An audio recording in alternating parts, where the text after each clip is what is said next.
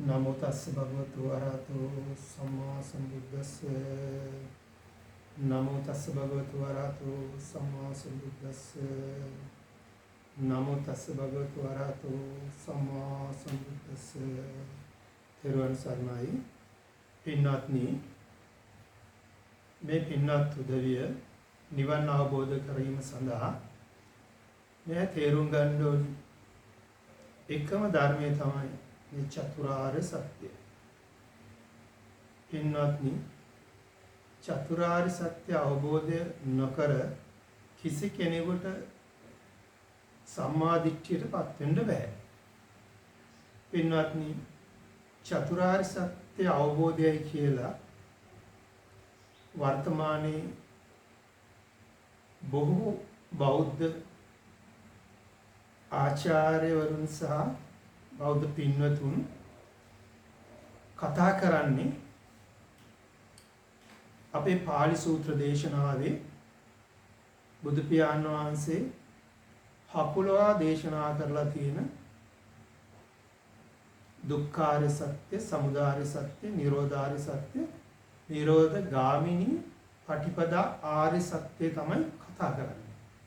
ඉතින් මේක වචන වලට පමණක් සීමා වෙනවා. නමුත් මෙතනදී තියෙන විශේෂ පෙන්වා දිය යුතු ගැඹුරු ධර්ම කරුණු තමයි දුක්ඛාරය සත්‍ය කියන්නේ. ගැඹුරු අවබෝධය. බුදු පියාණන් වහන්සේ බුදුවරු පමණක් දේශනා කරන දුක්ඛාරය සත්‍ය. බුදු පියාණන් වහන්සේ මේ දුක්ඛාරය සත්‍ය දේශනා කරලා තිනවා සංකිට්ඨේන පංච උපාදානස්කන්ධා දුක්ඛා කියලා.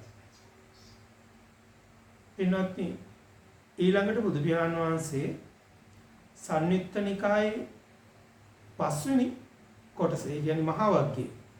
ඒකේ තියෙනවා කන්ද කියලා සූත්‍රයක්. කන්ද කියලා ඒ සූත්‍රයේ බුදු පියාණන් වහන්සේ දේශනා කරනවා මේ චතුරාර්ය සත්‍ය කියන්නේ දුක්ඛාරය සත්‍යයි, සමුදාය සත්‍යයි, නිරෝධාරය සත්‍යයි, නිරෝධ ගාමිනී පටිපදා ආර්ය සත්‍යයි කියලා. මොකද්ද මහණෙනි මේ චතුරාර්ය දුක්ඛාරය සත්‍ය කියන්නේ? දුක්ඛාරය සත්‍ය කියන්නේ පංච උපාදානස්කන්ධයමයි කියලා දේශනා කරනවා. රූප උපාදානස්කන්ධය, වේදනා උපාදානස්කන්ධය, සංඥා උපාදානස්කන්ධය, සංස්කාර උපාදානස්කන්ධය, විඥාන උපාදානස්කන්ධය කියලා දේශනා කරනවා. ඉතින් එහෙමනම් අපි තේරුම් ගන්න ඕනේ මේ බුදුවරු පමණක් දේශනා කරන මේ ගැඹුරු ආර්ය සත්‍ය මොකක්ද කියලා.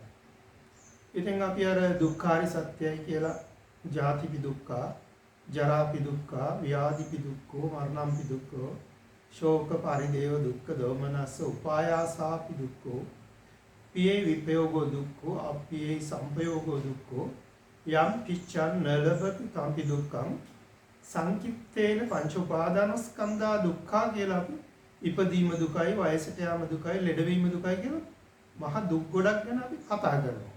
මේක බුදු පියාණන් වහන්සේ දේශනා කරලා තියෙනවා. පැහැදිලිව පින්වත්නි තේරුම් ගන්න මේ පංච උපාදානස්කන්ධය කියන දුක්ඛාරය සත්‍ය හදාගත්තොත් විපාක පිණිස කර්ම සක්සීම කියලා භවයක් හැදෙනවා. මේ භවයේ හැදීමේ ප්‍රතිඵලය තමයි විපාකය තමයි ඉපදීමට සිදුවීම, වයසට යන එක, ලෙඩ වෙන එක, ජරා මරණයට පත් වෙන එක, ශෝක පරිදේව කියන මේ ඔය විග්‍රහ කරලා තියෙන ඒ ලෞකික දුක් ගොඩ තමයි හේතුඵලයක් හැටියට ලබන්න උරුම වෙන දේ. ඉතින් ඒකට හේතුව තමයි මේ පටිච්චසමුප්පාදය තුළ හැමතිස්සෙම හේතුවක් නිසා තමයි ඵලයක් සකස් වෙන්නේ. ඒතකොට හේතුව තමයි පංච උපාදානස්කන්ධා දුක්ඛ. ඉතින් මේ පංච උපාදානස්කන්ධය ගැන මම හිතන්නේ බොහෝ කාලයක ඉඳන් මේ පංච උපාදානස්කන්ධය කියන්නේ මොකක්ද කියලා අපේ මේ පින්වත් ජනතාව, අපේ බෞද්ධ ජනතාව, බෞද්ධ පින්වතුන් හරියට අවබෝධ කරගෙන නැහැ. පින්වත්නි සරියුත් හාමුදුරුවෝ දේශනා කරනවා මජ්ක්‍ධිම නිකායේ මූලපණ්ණාසිකේ මාහත්තිපදෝම සූත්‍රයේදී පටිච්චසමුප්පාදය දැක්කොත් ධර්මයේ දකිනවා. ධර්මයේ දැක්කොත් එයා පටිච්චසමුප්පාදය දකිනවා. මේ පටිච්චසමුප්පාදය තුලයි පංච උපාදානස්කන්ධ කියන ධර්මයක් සකස් වෙන්නේ. පින්වත්නි එහෙනම් මේ පටිච්චසමුප්පාදය තුල තමයි පංච උපාදානස්කන්ධය කියන ධර්මයක් සකස් වෙන්නේ. ඒතකොට ඒක සරියුත් හාමුදුරුවෝ විග්‍රහ කරලා තියෙනවා ඇස උපමා ඇස කන නාසය දිව කය මනස ඇසුරු කරන් මේ හය ආකාරයෙන්ම කොහොමද පංච උපාදානස්කන්ධයක් පටිච්චසමුප්පාදය තුල සකස් වෙන්නේ කියලා. පින්වත්නි මේක තේරුම් ගැනීමේ අපහසුයක් නිසා ධර්ම අවබෝධයේ අඩුවක් නිසා මේ පටිච්චසමුප්පාදය තුල සකස් වෙන පංච උපාදානස්කන්ධ කියන දුක්ඛාර සත්‍ය බොහෝ කාලයකින් පංච උපාදානස්කන්ධය කියන්නේ ශරීරය කියලා වර්ධවාගෙන තියෙනවා. ඉතින් මේ ශරීරය පංච උපාදාන පංචස්කන්ධයක් නෙවෙයි ශරීරයක් හදා ගැනීම නිසා මේ උපාදානය වෙලා තමයි ජාති දුක, ජරා දුක, ව්‍යාධි දුක, මරණ දුක කියලා මේ සියලුම දුක් සකස් වෙන්නේ කියලා තමයි විග්‍රහ වෙන්නේ. නමුත් පින්වත්නි මේ ජාති ඉපදීම නිසා ඇති වෙන දුක, වයසට යන ලෙඩ වෙන මේ හැම දෙයක් නිසා මානසිකව ඇති වෙන ධර්මයක් තමයි පටිච්චසමුප්පාදය තුල පංච උපාදානස්කන්ධ කියන ධර්මයක් සකස් වෙන්නේ. මොකද තේරුම් ගන්න බුදු පියාණන් වහන්සේට වයසට යන එක, ලෙඩ වෙන එක ඒ හැම දෙයක්ම තිබ්බා. එහෙමනම් නමුත් උන්වහන්සේගේ ඒ වයසට යන එක, ලෙඩ වෙන එක ඒ හැම දෙයකින්ම උන්වහන්සේ ඒක මානසික දුකක් කරගත්තේ නැහැ. ඒ හින්දා බෝධි මූලයේදී උන්වහන්සේගේ ජරා මරණ සදහටම අවසන් වුණා. ඒකයි තේරුම් ගන්න තියෙන්නේ. එතකොට උන්වහන්සේගේ අර මානසික ඇති වෙන පටිච්චසමුප්පාදය තුළ සකස් වෙන පංච උපාදානස්කන්ධ කියන ධර්මය තමයි උන්වහන්සේ තුළ නිරෝධ වුනේ. ඒ නිසා උන්වහන්සේට නැවත ඉපදෙන්න හේතු වෙන භවයක් සකස් වුනේ. ඒක තමයි බුදු පියාණන් වහන්සේ දුක්ඛාර සත්‍ය කියලා කතා කළේ භව දුකයි. බුදු පියාණන් වහන්සේ ඒ නිසා අර දීර්ඝ උදානයක් දේශනා කරලා කියනවා නත්ති දානි පුනබ්බවෝති. මට නැවත පුනර්භවයක් නැහැ කියන එක තමයි බුදු පියාණන් වහන්සේලා සතුටු වෙන්නේ. රහතන් වහන්සේලා සතුටු වෙන්නේ. පුනර්භවය තමයි දුක්ඛාර සත්‍ය වෙන්නේ. මේ මොනොත් තමයි ඕනෝ බලිකා නැවත ඉපදෙන්න වෙන්නේ. ඉතින් පින්වත්නි තේරුම් ගන්න අද වර්තමානයේ අපිට අහන්න ලැබෙනවා භික්ෂුන් වහන්සේලා සහ භික්ෂුණියන් වහන්සේලා බොහෝ දෙනෙක් Taman රහත් වුණා කියලා ප්‍රකාශ කරනවා. ඉතින් හැබැයි ඒ කිසි කෙනෙකුගේ ධර්මයේ ඉතා හොඳින් අසනකොට මේ කිසිම කෙනෙක් මේ පංච උපාදානස්කන්ධ දුක්ඛාර සත්‍ය අවබෝධ කරගන්නේ නැහැ. ඉතින් ඒක තමයි තියෙන සෝචනීය తත්වේ. මම හිතන්නේ මෙතෙක් කාලයකට මට මේ පටිච්චසමුප්පාදය තුල පංච උපාදානස්කන්ධය සකස් වෙනවා කියලා සරියුත් හාමුදුරුවෝ ඊටමත් පැහැදිලිව පාලි සූත්‍ර දේශනාවේ දේශනා කරලා තියෙනකොට මේ අභිධර්ම ආචාර්යවරු කියන අය සහ අපේ භික්ෂුන් වහන්සේලා සහ බෞද්ධ පින්වතුන් සියලු දෙනාම පුනා උගන්වන්න නිසා ප්‍රකාශ කරන්නේ පංච උපාදානස්කන්ධය කියන්නේ ශරීරයයි කියන එකයි. ඉතින් මම හිතනවා ඒ නිසා මේ අය තේරුම් ගන්න ඕනේ, මේ පින්නතුන් තේරුම් ගන්න ඕනේ කොහොමද මේ පටිච්චසමුප්පාදයක් තුල පංච උපාදානස්කන්ධ කියලා ධර්මයක් සකස් වෙන්නේ. එතකොට මේ අය අනිත් මට මතක් කරන්න ඕනේ විශේෂ කරුණු තමයි අපි පටිච්චසමුප්පාදය කියලා අපි කතා කරන පොත්වලින් අපි ඉගෙන ගන්න හකුලවා කරපු මේ දේශනාව තුල අර සරියුත් හාමුදුරුවෝ දේශනා කරනවානේ, දේශනා කරලා තිනවනේ මේ පටිච්චසමුප්පාදය තුල තමයි පංච උපාදානස්කන්ධය සකස් වෙන්නේ කියලා. එතකොට එහෙමනම් මේ අපි අවිද්‍යාවෙන් පටන් අරන් අවිද්‍යාව හේතුවෙන් සංස්කාර පහළ වෙනවා, සංස්කාර හේතුවෙන් විඥානය පහළ වෙනවා, සංස්කාර හේතුවෙන් විඥානය පහළ වෙනවා, විඥාන හේතුවෙන් නාම රූප පහළ වෙනවා කියලා මේ විදිහට ජාති හේතුවෙන් ජරා මරණ වෙනවා පහළ වෙනවා කියලා අපි මේ කතා කරන ඉගෙන ගන්න පටිච්චසමුප්පාදය තුල කොහොමද එහෙමනම් සරියුත් හාමුදුරුවෝ අර දේශනා කරලා තියෙන මේ පටිච්චසමුප්පාදයේ තුලයි පංච උපාදානස්කන්ධ කියන ධර්මයක් සකස් වෙන්නේ. මේ දුක්ඛාරය සත්‍ය සකස් වෙන්නේ කියන්නේ ඒක වෙන්නේ කොහොමද? ඒක තමයි අපි තේරුම් ගන්න ඕනේ.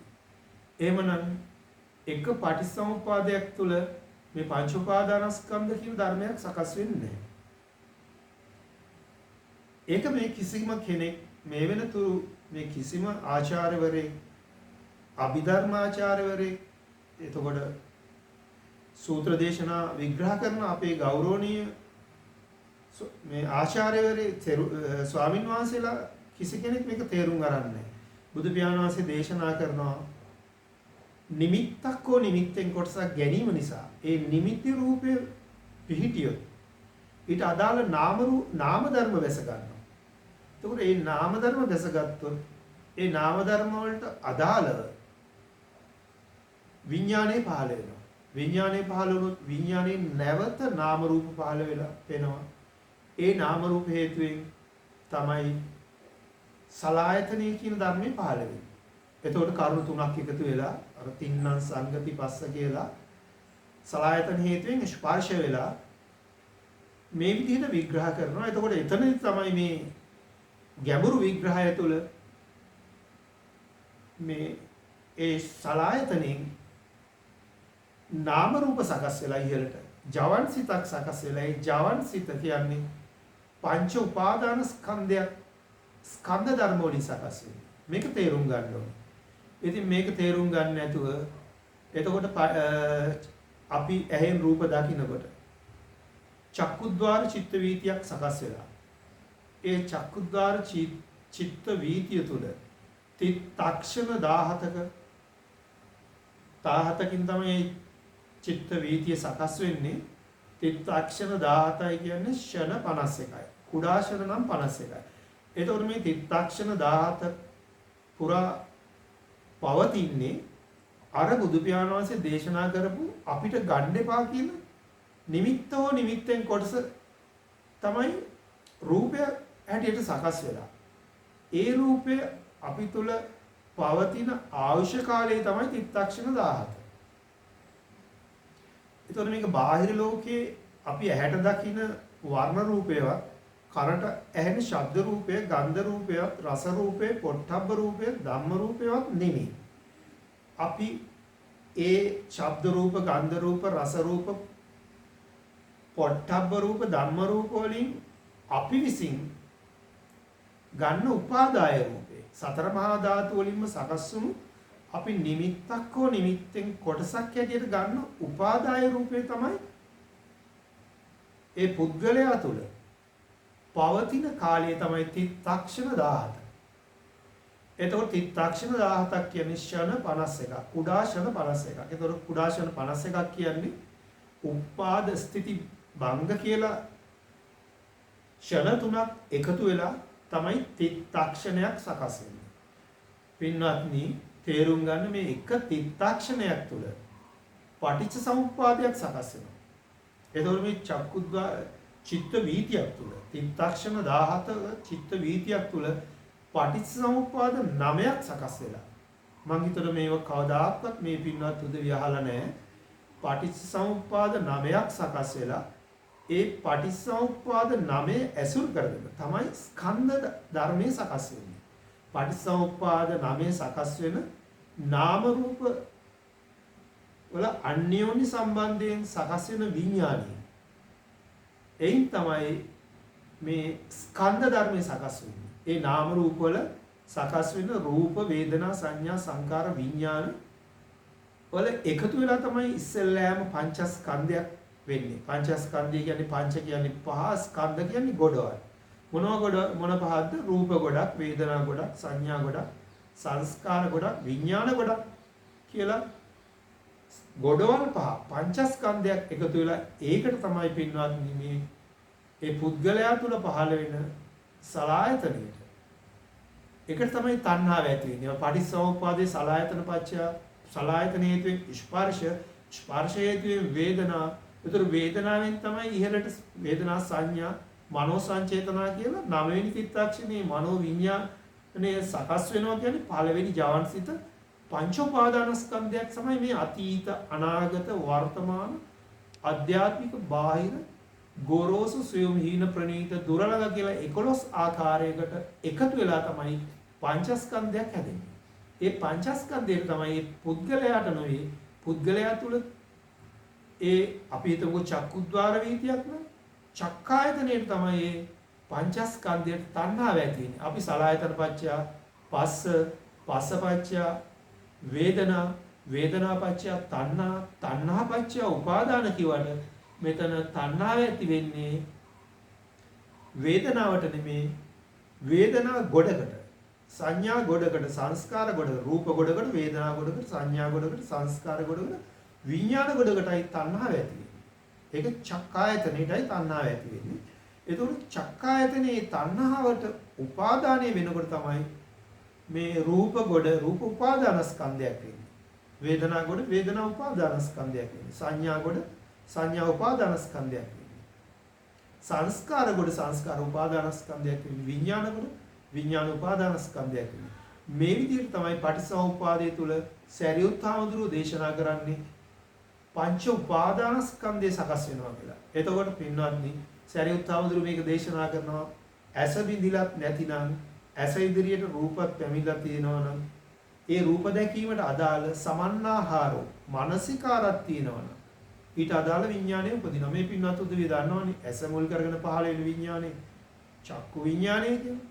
එතකොට මේ විදිහට එකතු වෙන රූප වලින් එතකොට තේරුම් ගන්න ඇස ඉදිරියේ තියෙන රූපය ඒක ආලෝකය නිසා ඒ වර්ණ රූපය ඇවිල්ලා අපේ චක්කු ප්‍රසාදයේ ගැටිලා ඒක අපේ මොලේ රූප දැකීමට අදාළ ප්‍රදේශයේ ස්නායු ආවේගයක් ඇති කරලා ඒ ආවේගයේ හේතුවෙන් අපේ හෘද වස්තුවේ එකතු වෙන ලේ ධාතුවේ චිත්තය කියන එක පහළ වෙනවා.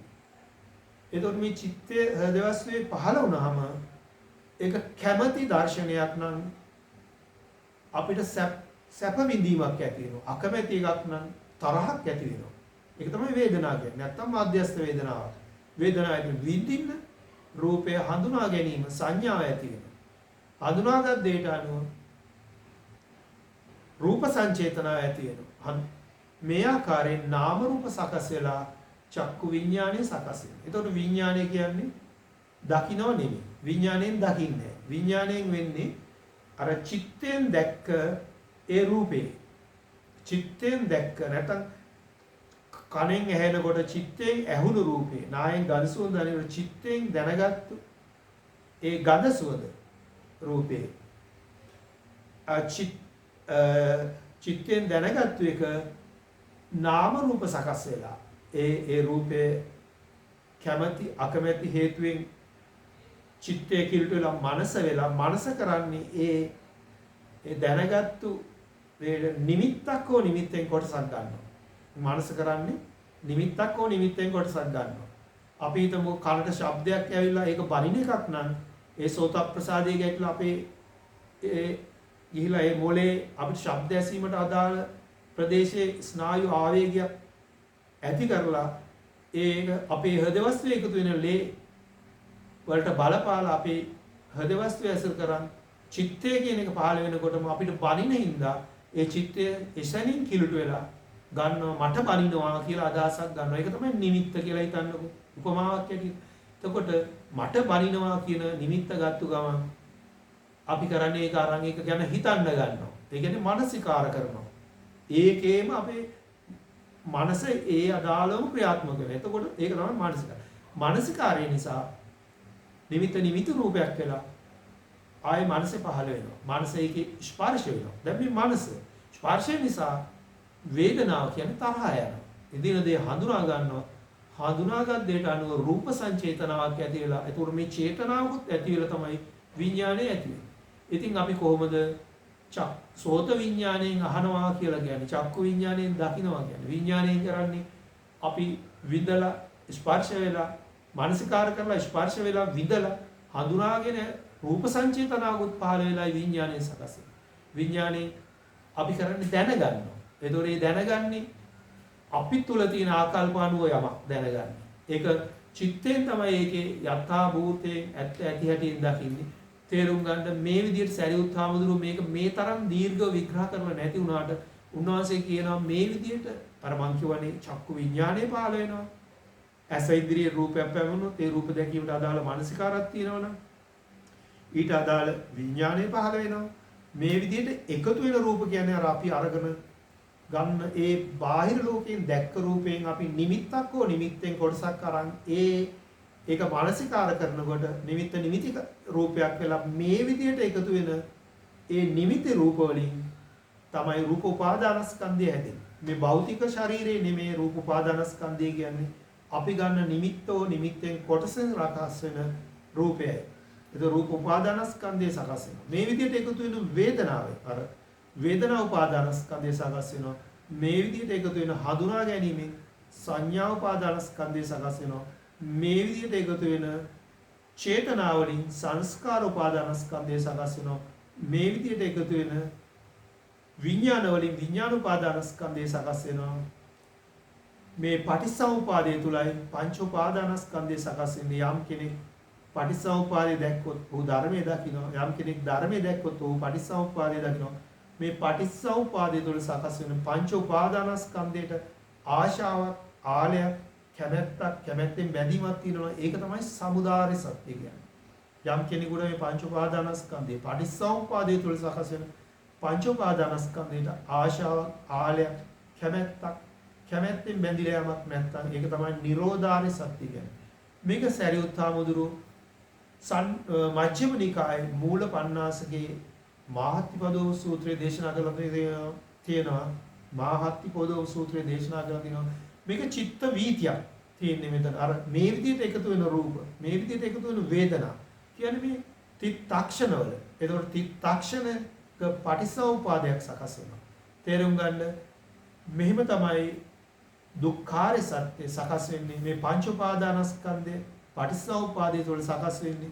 එහෙමනම් චිත්ත වීතියක් තුළ පටිච්චසමුප්පාද 9ක් සකස් වෙලා ඒ පටිච්චසමුප්පාද 9 තුල තමයි අතීතේ නිරුද්ධ වුණු අනාගතේ හට නොගත් වර්තමානයේ පවතින අධ්‍යාත්මික බාහිර ගොරෝසු සියුම් දීන ප්‍රණීත දුර ළඟ කියලා 11